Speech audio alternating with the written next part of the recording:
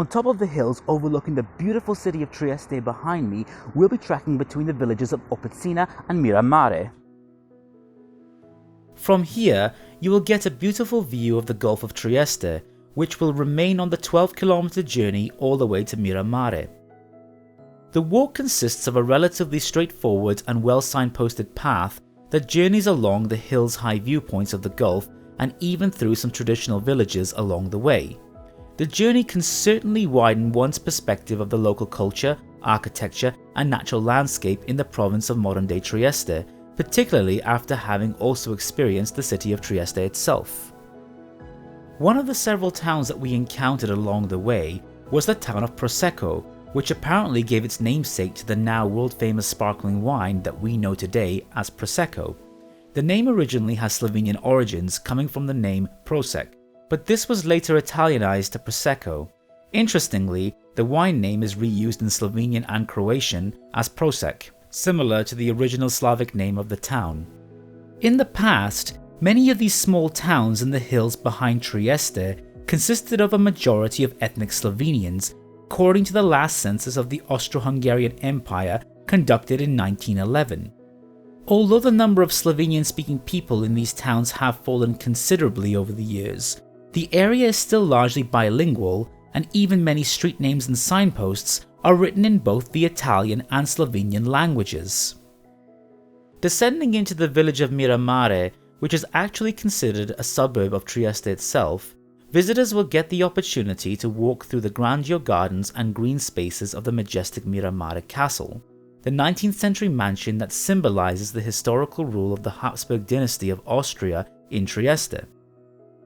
The castle was built between 1856 and 1860 for the Archduke Ferdinand Maximilian, the younger brother of Emperor Franz Joseph, who later went on to become Emperor Maximilian I of Mexico. Maximilian was known for being an adventure seeker and was curious to explore the world. His desire for sailing and learning about exotic lands and tropical plant life is emblematic in the grounds of the castle and its location along the Gulf of Trieste. He took special care in the building of the castle and commissioned experts to ensure that it was built and designed to reflect his worldly appreciations. Following Maximilian's death in Mexico and the return of his wife, Charlotte of Belgium, to her homeland in 1867, the castle and the park remained in the possession of the Habsburg family and continued to be used as a family retreat. Following the Second World War, the building was occupied by the Allied troops, who used the castle for military purposes.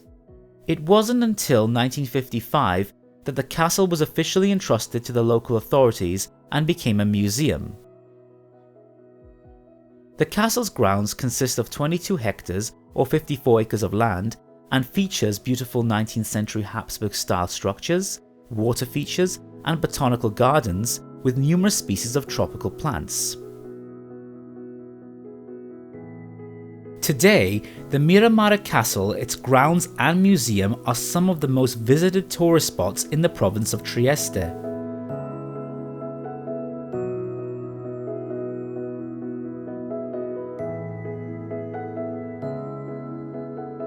So we're now going to do a coastal walk along the Rilke-Weg between the towns of Sistiana and Duino. The Rilke-Weg is named after Rainer Maria Rilke, a Bohemian Austrian poet and novelist that lived between 1857 and 1925. The trail leads to the beautiful Duino Castle, a structure dating back to the 14th century, where Rilke is said to have stayed and written his poems known as the Duino Elegies in 1912. The 4-kilometer walk over to the town of Duino is a straightforward path adjacent to the beautiful coastline and cliffs of the Gulf of Trieste. And although at times the pathway did consist of some traversing through awkward jagged rocks, the views overlooking the Adriatic and the feeling of adventure that it gave was truly worthwhile. If you enjoyed this video, please click the like button and subscribe to our channel.